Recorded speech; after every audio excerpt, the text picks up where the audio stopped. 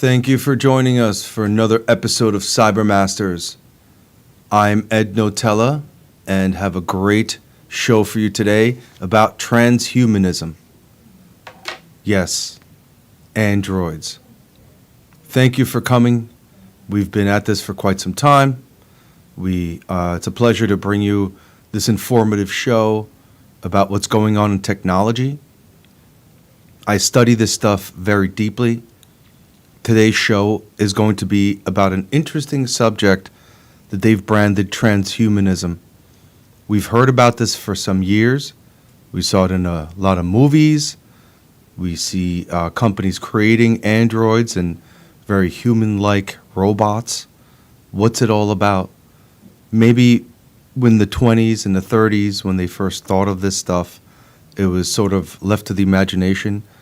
But look at all the amazing advancements we've done in technology that are actually getting us there. Pretty amazing. Anyway, thank you for joining us. CyberMasters with Ed Notella, the show where we take complicated technology subjects and make them easy to understand, simplify them so the average human or transhuman can understand them. Yes, today's show is about transhumanism. It is a pleasure to be your host and bring these incredible subjects to you. I studied technology, have been a technologist for over 30 years. Transhumanism, and that term is quite interesting. Look forward to bringing it to you and kind of going deep down that subject. Yes, it's ultimately what we know about androids and the things we've seen in movies, in the movie Alien, where they had an android, so many different movies that we'll talk about on the show. Let me jump right in. Transhumanism is a very important subject today. If you've watched previous shows, we've talked about the Elon Musk Neuralink, the robots he's inventing. Look at what Google has done with these incredible animal-like robots. Boston Dynamics. Look at the advancements that's happening in neurological science. All the things, these implants, these companies competing against each other to make the best implant possible. Then look at the drug advancements we've done in pharmaceuticals. These are mood-changing, life-changing drugs that have been able to make us live longer, live better lives. The advent of all of that stuff accumulating leads to the availability of transhumanism. Let's jump right in. This is an interesting subject with a lot of things. I want to go through this with you guys and kind of just give you the high level of it. There is so much out there. You'll see that one of the early times this brand or this name was used was in 1957. Let's jump right in here. Transhumanism, social and philosophical movement. Very interesting here. A social and philosophical movement devoted to promoting the research and development of robust human enhancement technologies. This would augment or increase our human sensory perception, emotive ability, and cognitive capabilities, and radically improve human health and extend human life to who knows what kind of spans. Such modifications resulting from the addition of biological or physical technologies that would be more or less permanent and integrated into the human body. Wow. Okay.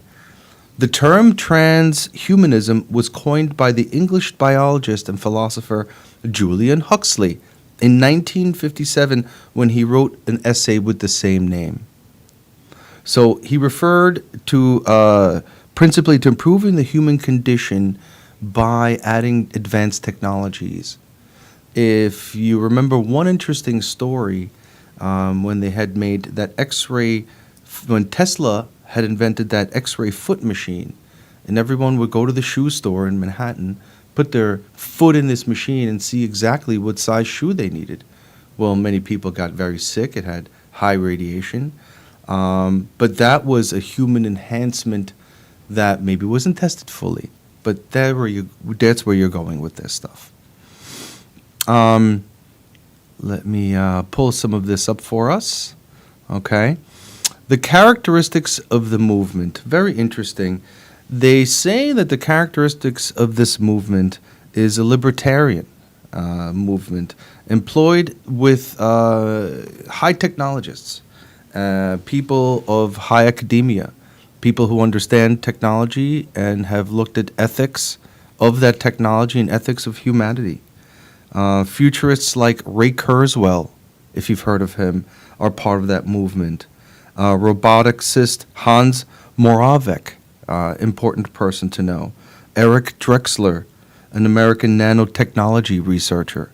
So these are the people behind this movement, very high accredited academia people. Ray Kurzweil, someone without a question worth to be studied. I did read one of his books. When he started talking about supplements, I was into supplements.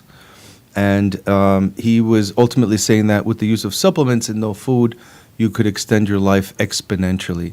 And I believe he's doing that very experiment as we speak. The movement has evolved since its beginning as a loose association group dedicated to extropianism, a philosophy devoted to the transcendence of human limits. Transhumanism is principally divided between two kind of post-humanity visions. One that is technological and genetic improvements. The other one is to create a distinct species that radically enhances humans, right? And the other is a brand new kind of race of pseudo-humans with brand new intelligence that emerges. So transhumanism is defined in a couple of different ways and has evolved since its origination. Market forces and the nature of technological progress will drive humanity to approximately the same point regardless of social and cultural influences. To that point, the singularity, a metaphor from astrophysics and referring to the point of hyper dense material at the center of a black hole. So they're making a relationship here in this article that the forces of nature, even found in in black holes, is something absolutely incredible that's beyond our understanding.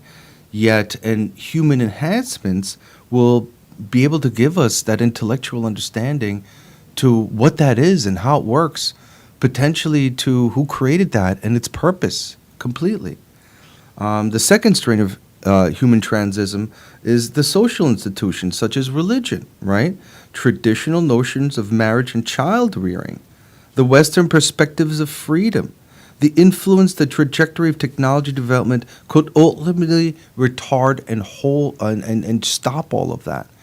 So our original understanding of the world and technology and science, overlaid with the technology that we have now, enhancing our human ability, will make us understand each other, will be more empathetic to other humans, because there'll be a level of understanding because of your computing power that is enhanced, creating that kind of an atmosphere. Very interesting thought on that. I'm going to be talking about how transhumanism and how AI relates to faith and religion. Now, there's concepts out there that as we develop as an individual human with some of these technology enhancements, we'll actually understand each other better. Our mental cognitive understanding will increase. We'll have more empathy because it'll all make more sense. If you will, the psychopathic behavior of self will be overcome by this understanding.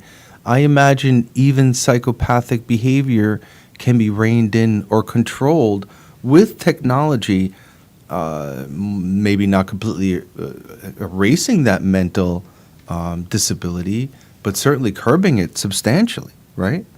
And then what's the aftermath of that, right? Look, we've used science to overcome all these people with this psychosis. Where do we evolve to next? Very interesting that I feel I'm a transhuman. In my previous show, I am an advocate for adding technology to the human body for enhancement. Now, it's one thing to bring the human body because you have an ailment, something's not working. You're adding this technology so you can move, you can think, you can move your arm, you can move your eyes, whatever. I'm talking about transhumanism, where you're taking this technology and taking a fully working human, adding that technology and making them better and better and better. The ethics of that is incredible. We've seen how humans misuse technology over and over. How is it possible this isn't going to be misused? Very interesting article here. Highly recommend looking further into it. I post all my documents in another link at the end of the show. Highly recommend looking at this article here. Great article. Transhumanism in Britannica, right? You know that brand, very big there. And what I like at the end of this, and I'm not going to go too far into it, is they talk about some specialists who've kind of been with the movement. Hans Moravec, who we spoke with. There'll be articles about Ray Kurzweil. Here we go with him. It's worthwhile going deep into this and understanding why these individuals have assessed after years of science research that this can not only extend human life but improve our society as a whole.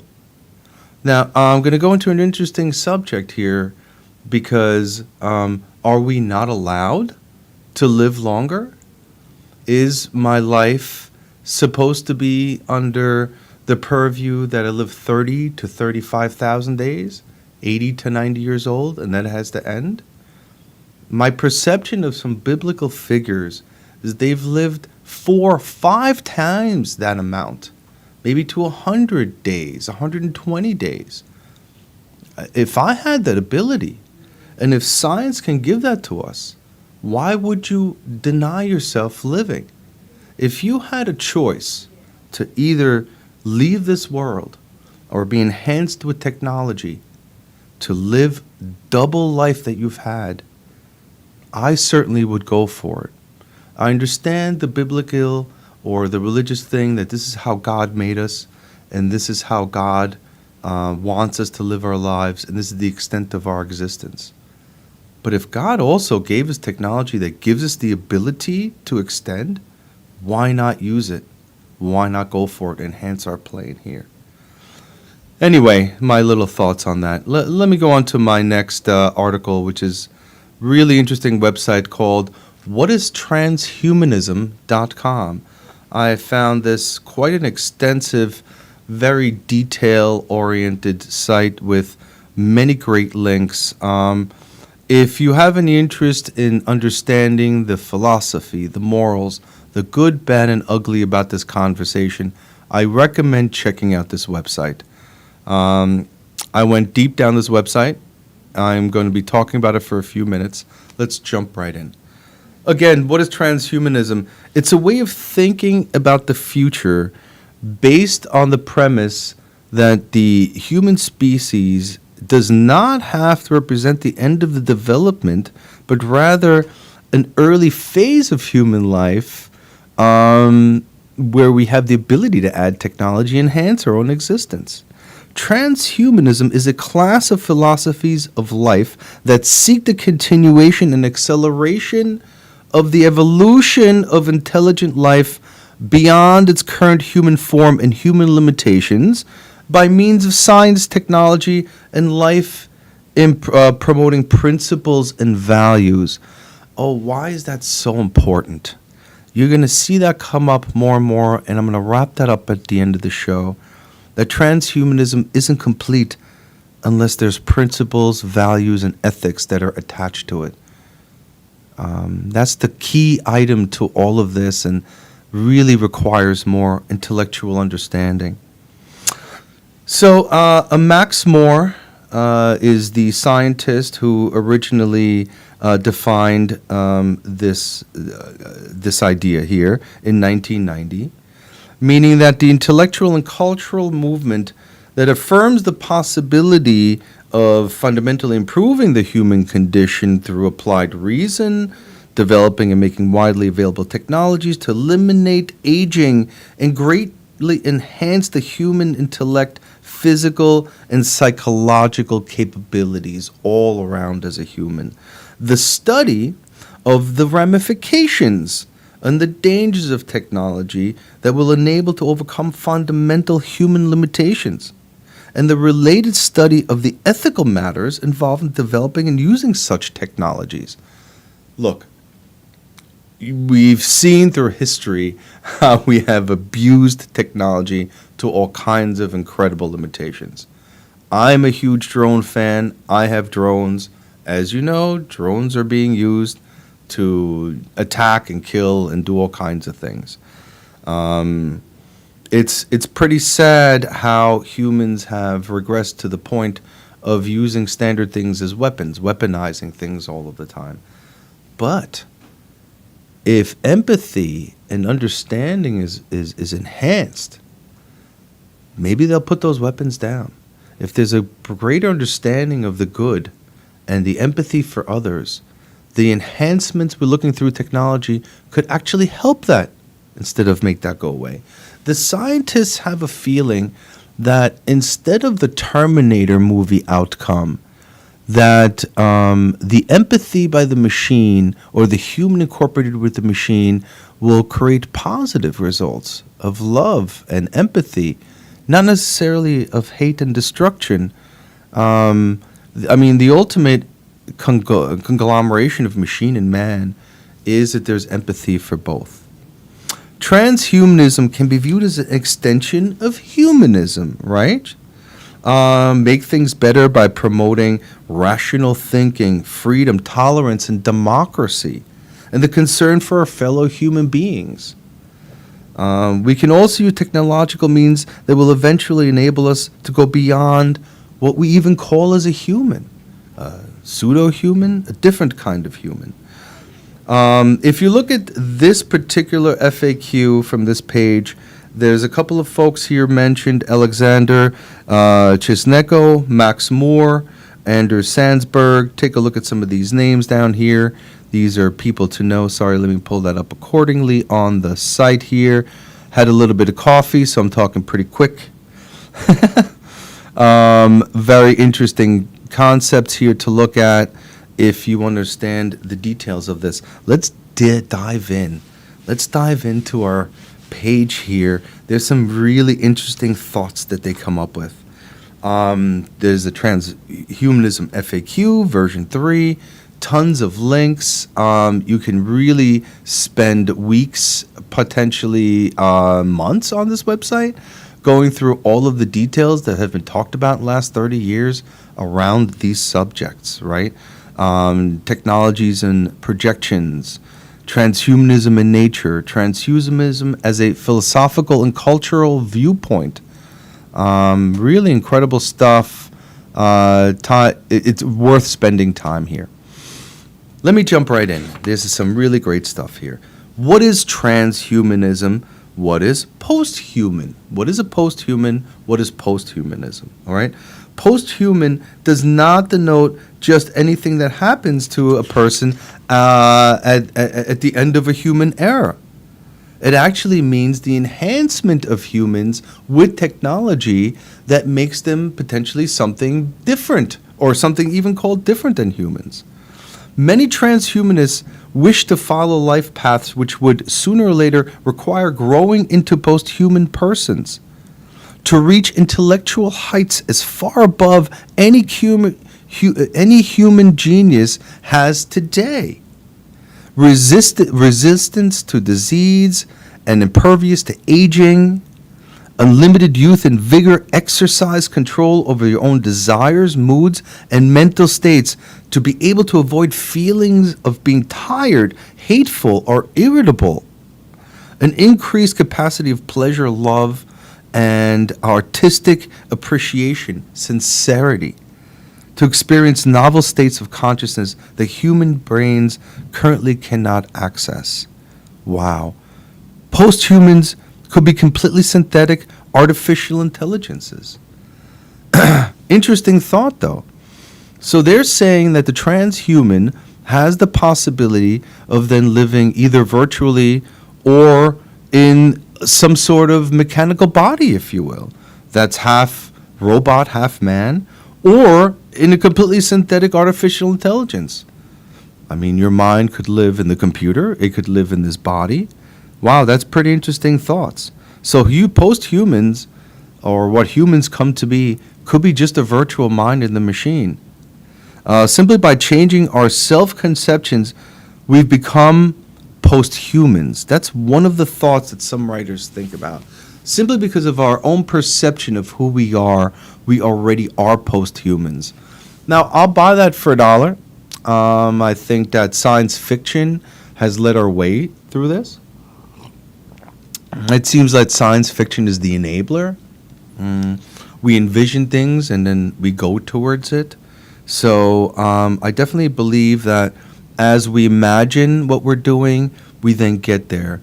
And just understanding that the fact that we have the ability and some really want to get there makes us post-human already. But what we're really talking about is the post-human reality where technology and the human has been integrated and is now working as one, right? What is transhumanism then? It is transhumanism is what we said is the philosophy of this convergence. But what is a transhuman? A transhuman is not somebody who has experienced the technological upgrades. A transhuman is currently a person who believes in the power of converging humans and technology for the enhancement of society and humankind as a whole. A transhumanist is simply someone who advocates for transhumanism, as I do. Although I will say that if I do have the opportunity to go into the Neuralink or one of the competitive products, that I would be a strong advocate for it. My personal belief is that if I can compute faster than my colleagues or at the level of the machine, it's something I would desire. It's something I would want to do.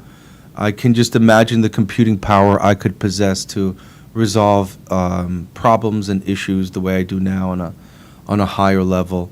I'd be willing to live with some of the problems that come with those early implants to be able to have that enhancement. So I'm just thinking about it. I haven't done this. I'm a transhuman as described in this literature because I'm an advocate for it, all right? Practicalities. Let's look at this practicalities page. I thought they did a really good point here. What are the reasons to expect all of these changes? First of all, if you read through this, the World Wide Web is beginning to link everyone together, right? That's pretty incredible there. The Human Genome Project has been completed. We know what's going on there. The performance of computers is doubling every 18 months or so. And pharmaceutical companies are refining drugs on a regular basis. All of these things accumulate to an enhanced human technology that together could create something very interesting here. Molecular manufacturing has the potential to transform the human condition as well. Molecular manufacturing may seem incredible, but nanotechnology experts do point out that it's we're there. There's studies being done. We're nearly ready to start really going into nanotechnology, meaning that molecular surgery, molecular implants could give us the maximum integration between human and machine. Development of nanotechnology, already billions of dollars in annual spend worldwide from investors, has at least the visionary aspects of nanotechnology already becoming mainstream. What is nanotechnology? Robots that are shot into your bloodstream through a syringe that go into, unclog clogged artery or remove tumors or do other internal surgical procedures without having to cut. Other microscopic procedures where human-engineered robots are implanted into the body to do corrective behavior. Absolutely incredible. Think about what that means.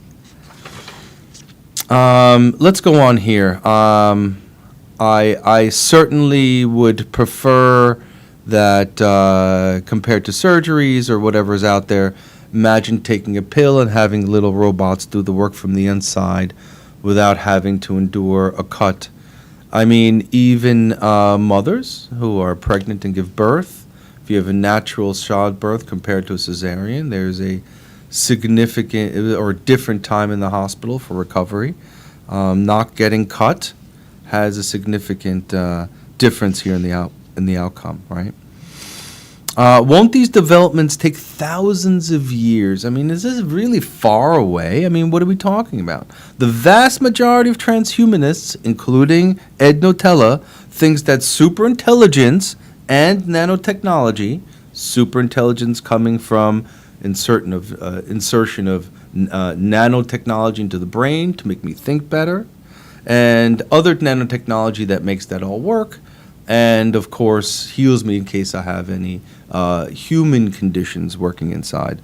They will both develop in less than 100 years from now, and many predict that this will happen well within the first third of this century. Okay, that I'll buy into that. I mean, think about it. In the next 5 years, will Ed Notella have the Neuralink implant talking to you on the show? You never know. I'm into it, right?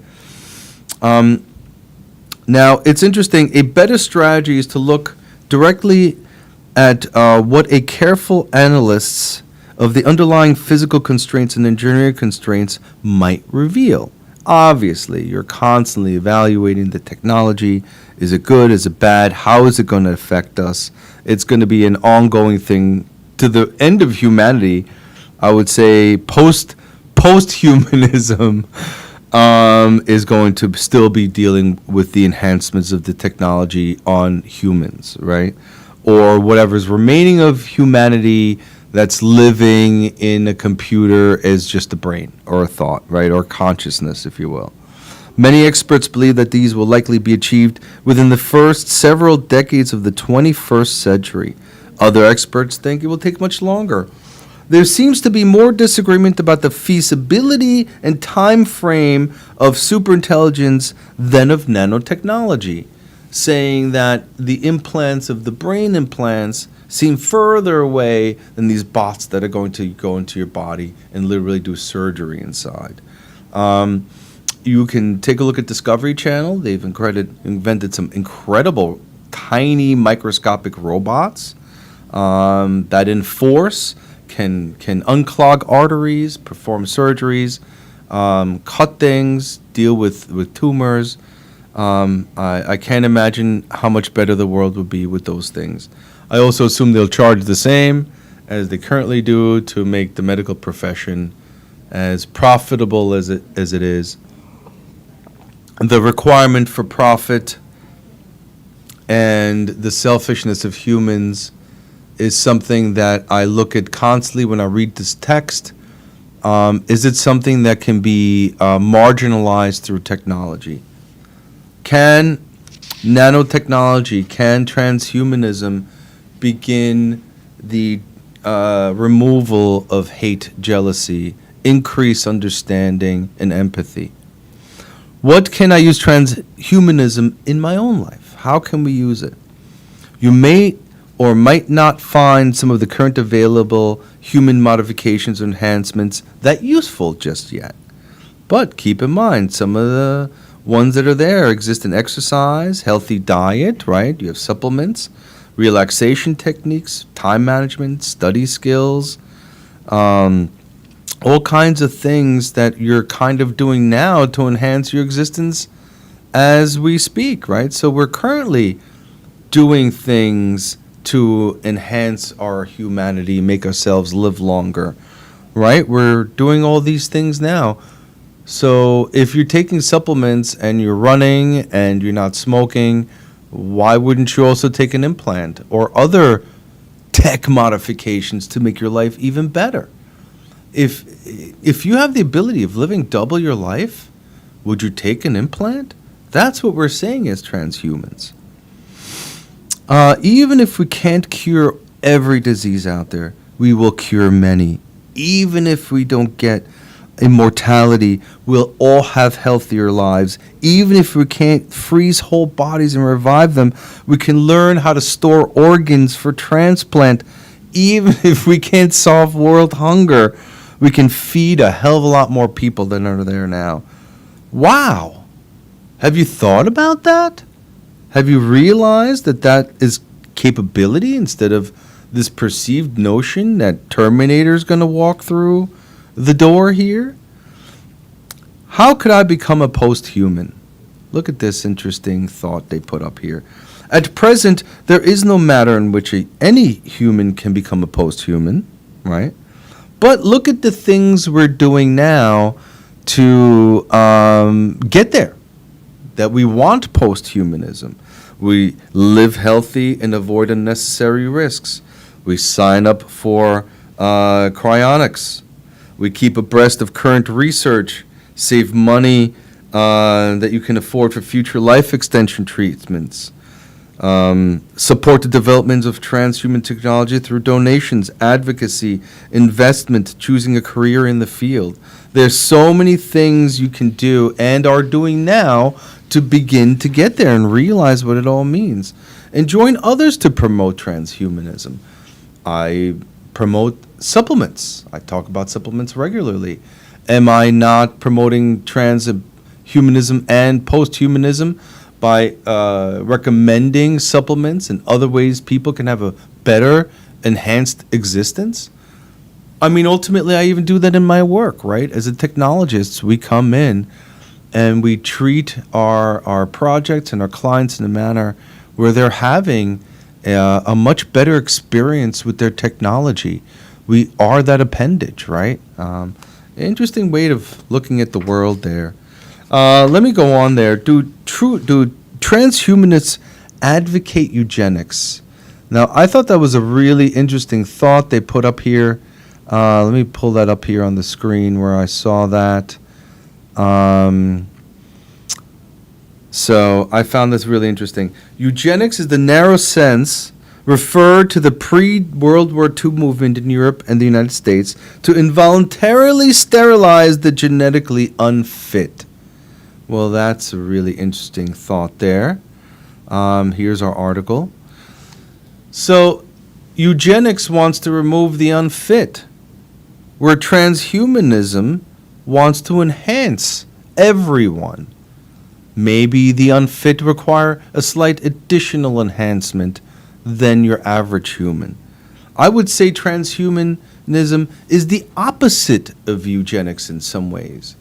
Eugenics clearly showed and created ways of removal of the unfit of what they perceive to be.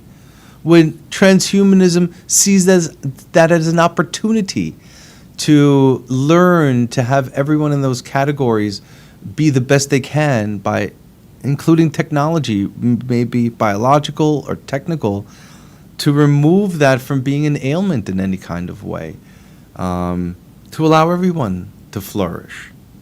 Transhumanists uphold the principles of bodily autonomy and procreate liberty. Very important here. Now, there are some people who think that, oh, well, everyone's going to live forever. What, are we going to have 80 billion people on this planet? Please perceive that at the same time, astrological advances will allow humans to not only live in space, but also interplanetary. Does it matter if there's 90 trillion humans in our local space sector? Go for it. Let's everyone enhance. This feeling that Earth is very small and is one place to live, the whole idea of transhumanism is also the evolution of space travel. So eugenics, clearly evil, disconnected, not looking in any way to enhance the ailments that they have, yet mocking them and wanting them to die. The transhuman looks for those and studies it and looks for ways to enhance that and actually incorporate that into the whole, perhaps as something that's beautiful and is a gem, as opposed to it just doesn't fit in any kind of way. It's terrible that eugenics led to what we saw in World War II, but to me, it enhances the transhumanist understanding and want, because that was so terrible, and the exact opposite should be happening to our humanity. When we discuss the morality of genetic enhancements that are intrinsically beneficial to the child, the society in hand, are the enhancements that provide merely a position advantage to the child? No, clearly not. It's an advantage to everyone around them. The parents, the teachers, their future families. Imagine if a handicapped kid could get some enhancements that makes them not need all of these other prosthetics and help around them, everyone would be much happier. Everyone would be able to still live their lives and not completely be dependent on taking care of that child who has some disabilities. Aren't these future technologies very risky? Of course everything's risky. We're just a bunch of dumb humans, right? Yes, and it implies an urgent need to analyze the risks before anything is done. We need to check the biotechnology, the nanotechnology, the artificial intelligence, and the serious risk of accidents and abuse. While we see that enhanced minds, superintelligence will give us more empathy, the road of getting there could be quite rough there, as people don't want to let go of who they think they were and don't want to share this with others. It is quite risky, actually. The gravest existential risk facing us is in the upcoming decades will be our own risk, things that we create for ourselves. Right, so we're going to stand up these technologies. And if not everyone's at the table, and it's done in a closed room, it has a great potential of hurting everybody. The first few cases of artificial intelligence already showed how the programmer accidentally or whatever built in biases. There was a college study done with who applies to colleges, and it sort of had strange results, and it came down to the way it was programmed. Destructive uses of nanotechnology, pretty clear. You make little robots that's supposed to go in and clean stuff, yet you let it everywhere, and it kills generations of people. Well, that's clearly the bad use of nanotechnology. Micro robots that you can't even see could be one of those incredible war weapons that was ever released. Got to be super careful as that technology comes aboard, that morality and human connection comes first.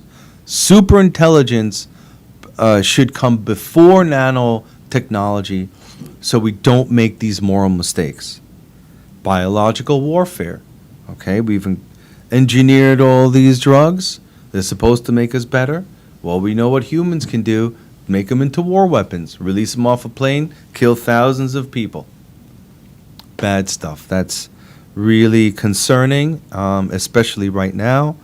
The possibility of biological or dirty weapons is something I hear about constantly. Artificial intelligence, same thing. It's supposed to make us better.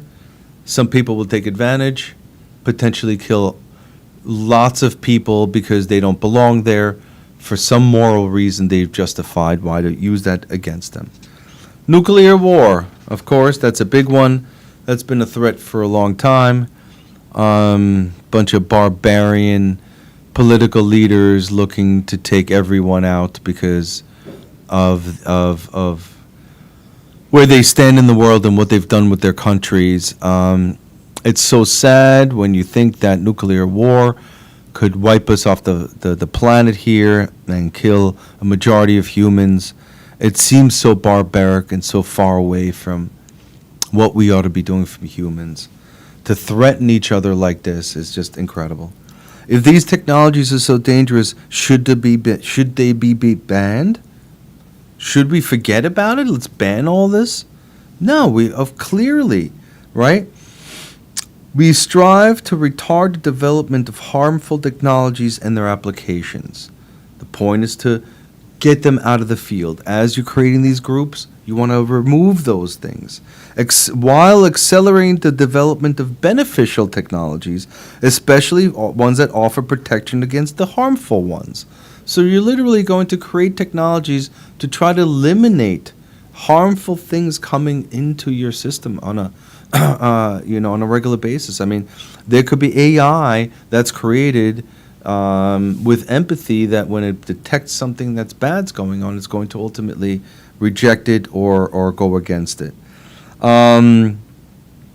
For technologies that have decisive military applications, unless they can be verifiably banned, we may seek to ensure that they are developed at a faster pace than countries that are regarded as responsible and those that seek potential enemies.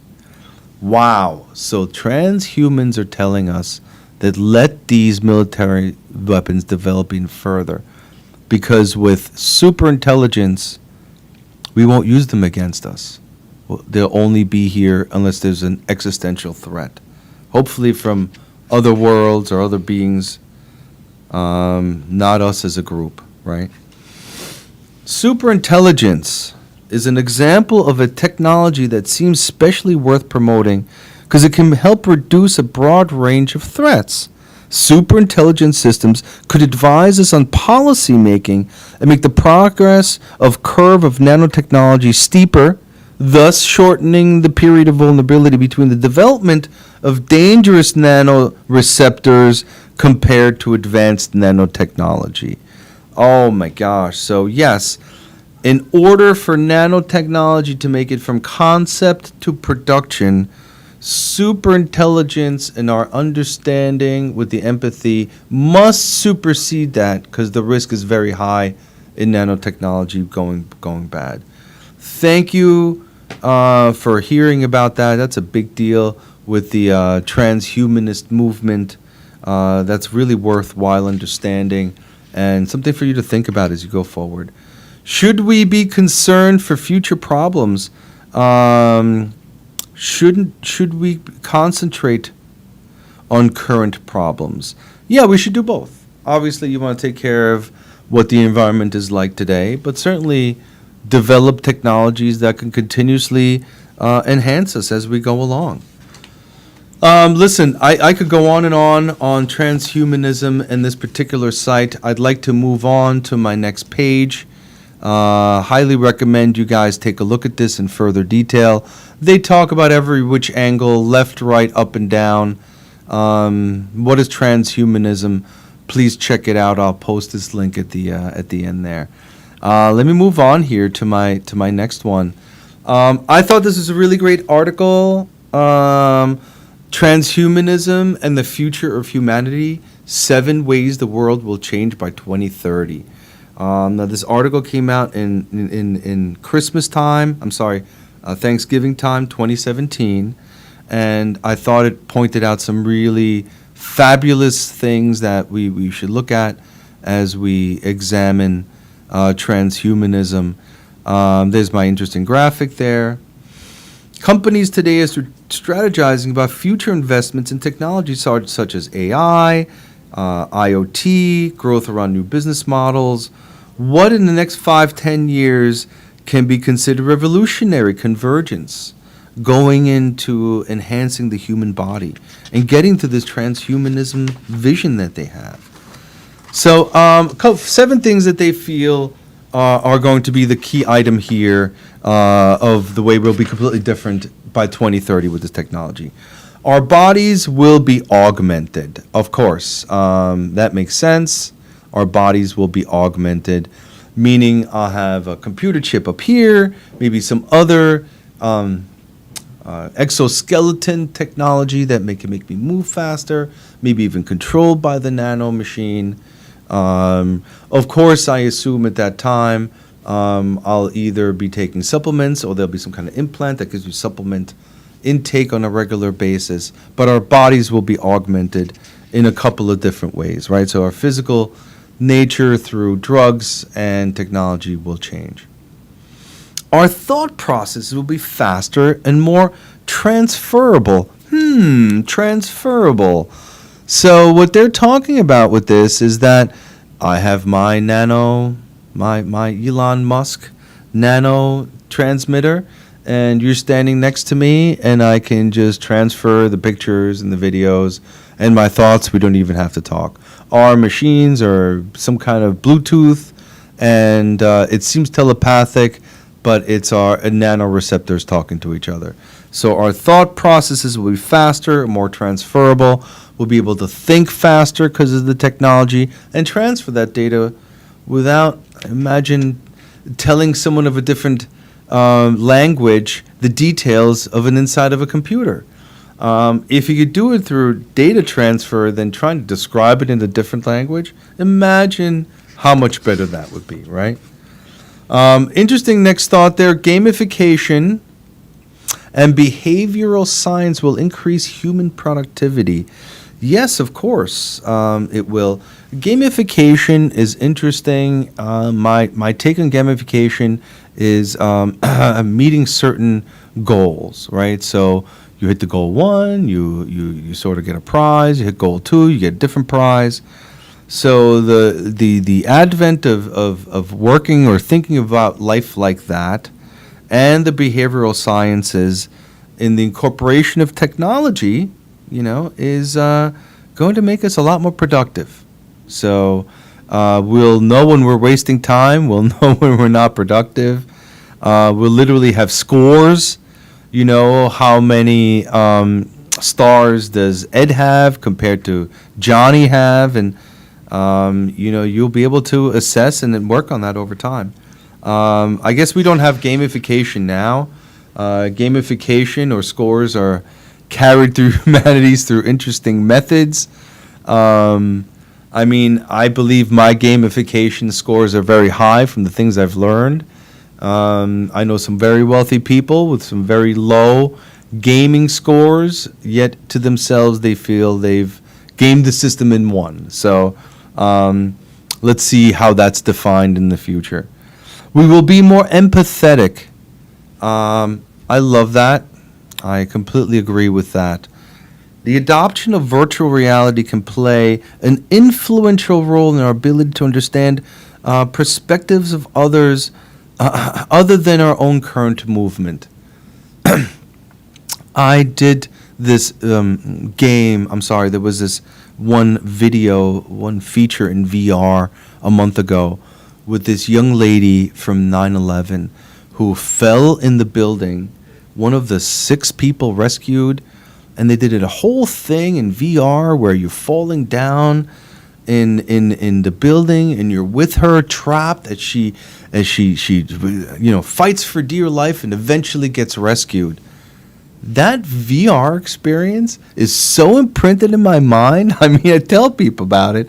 They don't understand why it's so vivid. That VR experience of seeing that story in VR allowed me to be so much closer to that woman and what she went through, more than a story or a movie that I would have seen. It will allow for increased empathy because we'll be able to understand each other better. We'll be able to compute faster, and we'll be able to see each other in their shoes. Why is he acting like that? The supercomputer in your brain will say, well, look at it from their perspective. And that's how empathy will be grown. I think that's very powerful, and one of my main reasons why I'm a big advocate for VR and for transhumanism and for the implant. I believe we'll be able to compute faster, we'll be able to see each other for who we are, and stereotypes will go away, and we'll truly love each other for the differences that we offer, right? We will see the emergence of extreme personalization and customization. Yes, totally. Every human can be their own whatever. And I really like that. Everybody wants to have their own thing based on their own genetic makeup, where they live. the extreme customization to how you want to live and what you want is very good. Some people don't care. Well, I want this. I don't really care. But if you had the ability to completely personalize your surroundings, the way you think, the way you live, what it is that you do, and turn it on with technology, I mean, that's incredible. I look forward to it. One of my customizations is I always want to have long hair. I tried it in high school, and I had a mullet, so I guess I would try to grow really cool long hair and look like my hero, Dave Mustaine. Sorry, had to bring him up here anyway. Business practices will shift significantly. Well, surely. Now everybody's sort of waking up a little bit. Those humans who had a lack of education caught up with nanotechnology. All of a sudden, everybody's doing things, maybe a little less cheating. All of this technology is working together. We work easier. We work smarter. The entire business world will change globally. Really incredible. Conversations focused on our societal values will gain a great deal of attention. Wow. Yeah, I totally agree with that. Let's look at that part here, right? As these widespread and revolutionary technologies come from every angle, affect our bodies and everything around it, what our values are as individuals, as a country, and as species will become a debate. Of course. I mean, think about it. What are the values we're living under now? We're living under values and potentially rules of religion. They are rules of religion that were geographically driven,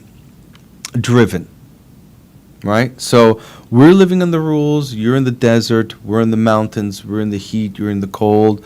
And you begin to live and make values around what you need for your group to live.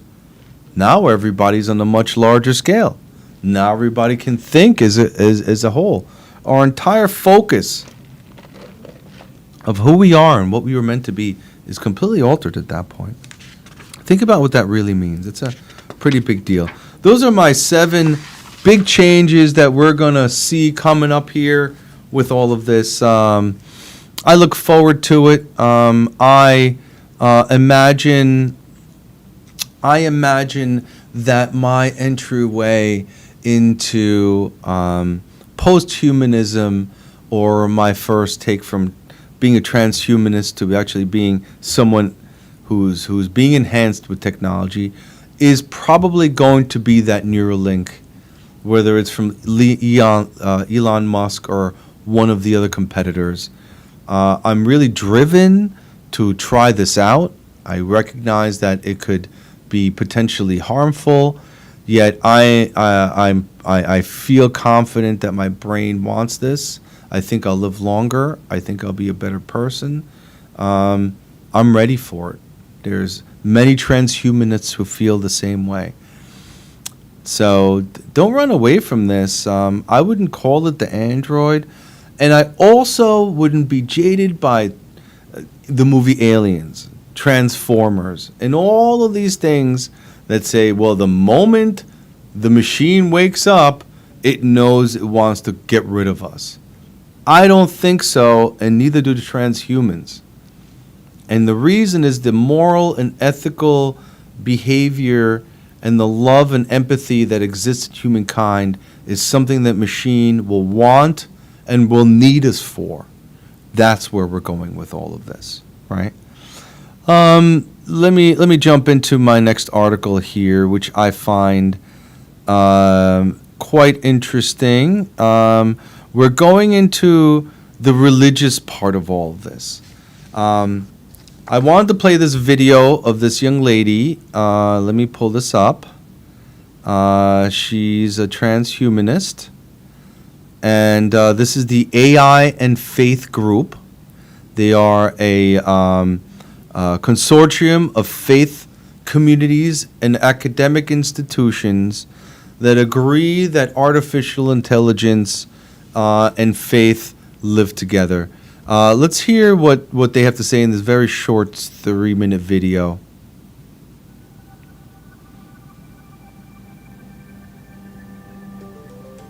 I decided to join AI and Faith because I'm very interested in the intersection between spirituality and technology. I want people to live in a world where they feel like it's possible to present moral voices, tempering objections to new technologies. AI and Faith is committed to being a group of faith-based individuals who are publicly and communally raising these questions about how AI should work and where it should exist. These are people who practice religion, but at the same time are in the forefront of leading edge, cutting edge technology. Be it Muslims, Jewish, Christians. What does it mean to be a human? And so I feel like AI and Faith, it gives me a space to kind of engage with those questions more deeply. AI and Faith is a pluralist, multidisciplinary community of experts, 90 of us from 8 countries and 4 continents.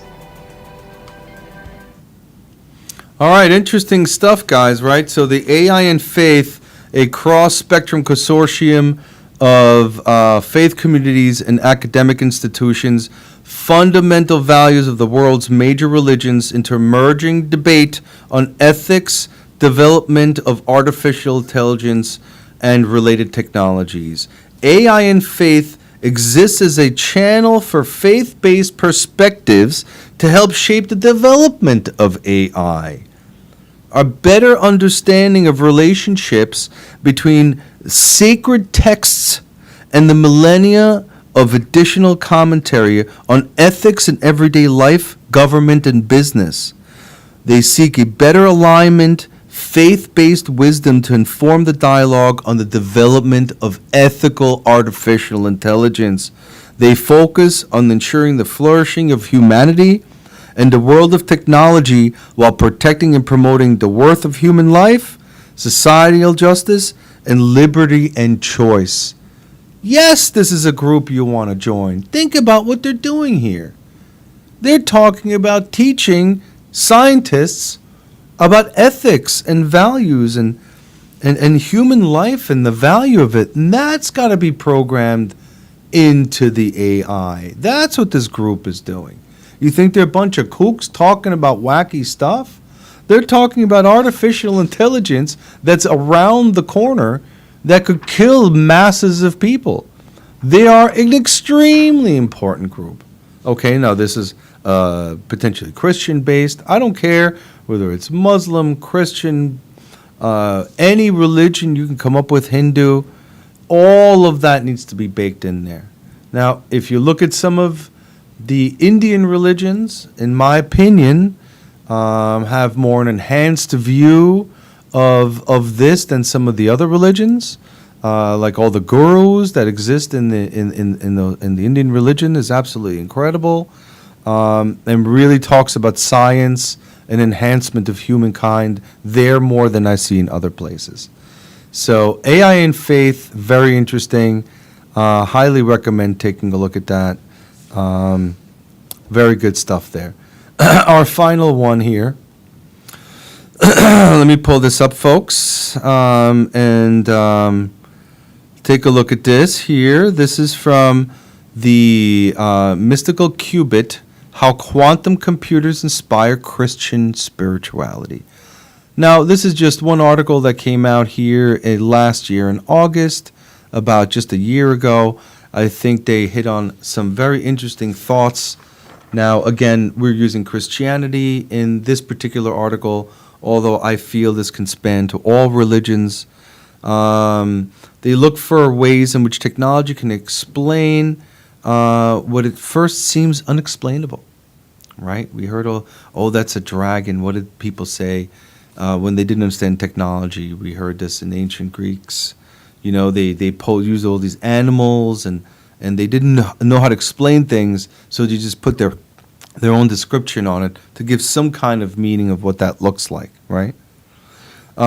Christian mysticism is the spiritual encounter which a sacred mystery cannot be put into words, but may be embodied through feelings, conscious awareness, experience, or intuition, or even darkness or unknowing. Basically, the secret sauce is spirituality, experiential, unexplainable that draws billions of souls into religious practice. I'm sorry for saying that word wrong, but clearly millions of people, without having any proof, are drawn and follow religion so deeply and live and die by what they've learned there. It's their entire existence. Quantum computers as a metaphor for integrality. Quantum mechanics to run calculations more efficiently than traditional computers. All right? So think about that. Quantum computing uses the way bits and bytes differently than a traditional computer. When you're looking at a traditional computer and the form of gates, you have zeros and ones, and they have different meaning. In quantum computing, to accelerate the math, to be able to compute at excessive speeds, that bit can be a 0 or a 1 or really anything, and can morph as it's needed, as opposed to using bits from all over the place, which requires a lot of energy and computing power to overcome. So the point they're making is that much like the mystical perspective that's able to hold on to conflicts without resolving them, this does not just apply to ideas of how to perceive each other. The mystic does not rush to judge others prematurely. Instead, he's able to contemplate the full complexity of the other being, seeing the beauty and shortcoming as a whole. What they're making a relationship of with quantum computers is when you have a bit that's a 0 and a byte that's a 1, you can clearly disseminate what that is. But as quantum computing theory comes awake, and that bit can be whatever it's meant to be for the enhancement, the same thing they're looking at how religion ultimately works, right? The complexity of saying this person's that way, but looking deeper and understanding what's really there in order to resolve whether it's a 0 or a 1. That quantum computer is going to look at that bit and resolve what it should be in there based on analytics. That's what they're talking about here. Quantum computers will allow us to look at the bits and bytes and see the beauty of everybody's thoughts and assimilate them into one and come up with a logical solution that fits the whole. I agree that the advent of quantum computing, AI, nanotechnology can not only enhance us as humans, but will make us a better society. What makes you think that you or I are not allowed to live another 200, 300 years? Sounds incredible, sounds ridiculous. Why? Why does it sound ridiculous that you and I could live to 200 days? If you had that opportunity, wouldn't you take it? Join me and the rest of these experts. Read about Ray Kurzweil. Find out why transhumanism is the way people are thinking about where humans are going. We're not going to go instinct. We're going to add technology to us, and we're going to be extremely incredible humans that have empathy and care for each other. Is that what we're supposed to learn? Is that where all these technologies have come from? Where they've been fed to us, so we realize that they're here? They're supposed to make us better. All of this technology is good for humanity. It needs to be programmed properly going forward. Don't run away from it. Jump in. Add your moral sense of how this stuff should be programmed in the future. Hope I didn't bore the heck out of you. Thank you. We've got a bunch of interesting shows coming up. Please comment, like, share. Let me know what you liked or didn't like about the show. Thank you very much.